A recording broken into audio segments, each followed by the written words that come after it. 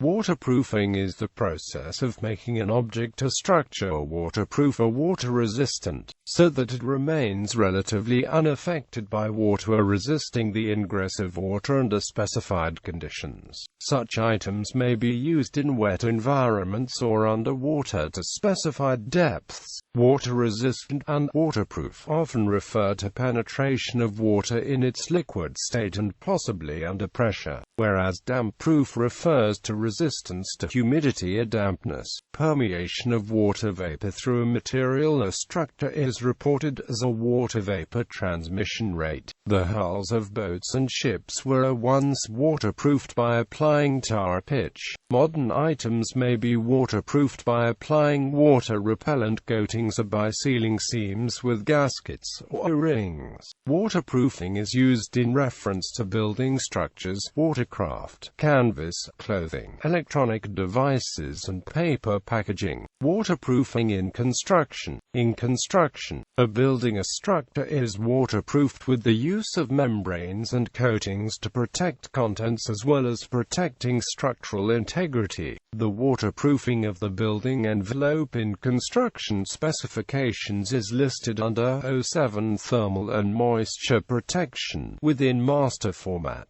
2004, by the Construction Specifications Institute, and includes roofing material as well as waterproofing materials. In building construction, waterproofing is a fundamental aspect of creating a building envelope, which is a controlled environment. The roof covering materials, siding, foundations, and all of the various penetrations through these surfaces need to be water-resistant and sometimes waterproof. Roofing materials are generally designed to be water-resistant and shed water from a sloping roof, but in some conditions, such as ice damming and on flat roofs, the roofing must be waterproof. Many types of waterproof membrane systems are available, including felt paper or tar paper with asphalt tar to make a built-up roof, other bituminous waterproofing, EPDM rubber, Hypalon, polyvinyl chloride, liquid roofing, and more. Walls are not subjected to standing water, and the water-resistant membranes used as house wraps are designed to be breathable to let moisture escape. Walls also have vapor barriers or air barriers.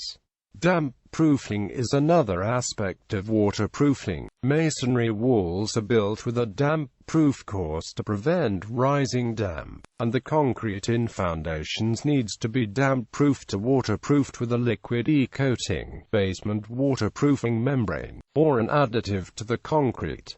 A potential problem in earth-sheltered houses is too much humidity, so waterproofing is critical in these houses. Water seepage can lead to mold growth, causing significant damage and air quality issues. Properly waterproofing foundation walls is required to prevent deterioration and seepage. Another specialized area of waterproofing is rooftop decks and balconies. Waterproofing systems have become quite sophisticated and are a very specialized area. Failed waterproof decks and failed waterproof tile decks are one of the leading causes of water damage to building structures, as well as personal injury when they fail. Where major problems occur in the construction industry is when improper products are used for the wrong application. While the term waterproof is used for many products, each of them has a very specific area of application, and when manufacturer specifications and installation procedures are not followed, the consequences can be severe. Another factor is the impact of expansion and contraction on waterproofing systems for decks.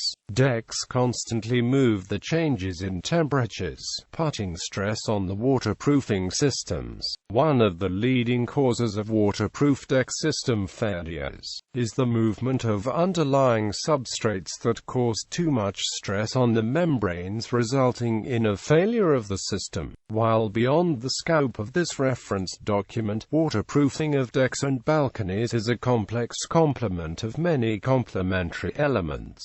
These include the waterproofing membrane use, adequate slope drainage, proper flashing details, and proper construction materials. The penetrations through a building envelope need to be built in a way such that water does not enter the building, such as using flashing and special fittings for pipes, vents, wires, etc. Some caulkings are durable, but many are not a reliable method of waterproofing. Also, many types of geomembranes are available to control water, gases, or pollution. Over the past 2 decades, the construction industry has had technological advances in waterproofing materials, including integral waterproofing systems as well as more advanced membrane materials. Integral systems such as hydrocrete work within the matrix of a concrete structure, giving the concrete itself a waterproof quality. There are 2 main types of integral waterproofing systems, the hydrophilic and the hydrophobic systems.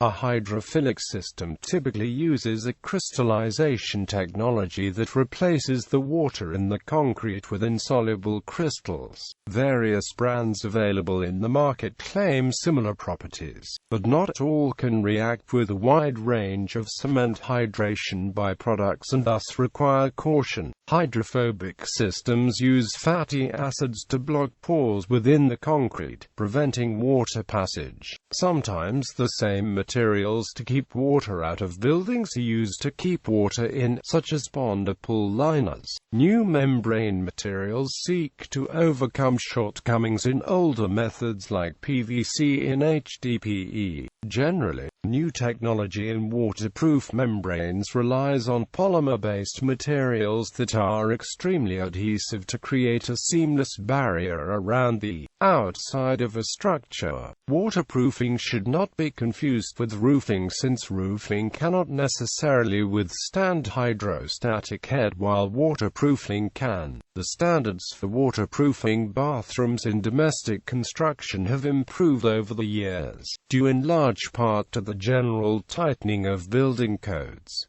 Waterproofing other objects. Waterproofing techniques have been implemented in several types of objects, from different clothing products to paper packaging, cosmetics and, more recently, consumer electronics. Even though it is possible to find waterproof wrapping or other types of protective cases for electronic devices, a new technology enabled the release of diverse water-resistant smartphones and tablets in 2013.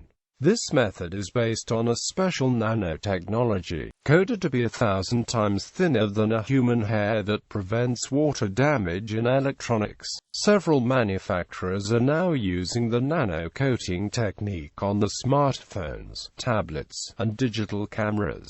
A research paper published online on October 21, 2013, in Advanced Materials, of a group of scientists at the U.S. Department of Energy's Brookhaven National Laboratory, proposed that nanotexturing surfaces in the form of cones produces extremely water-repellent surfaces.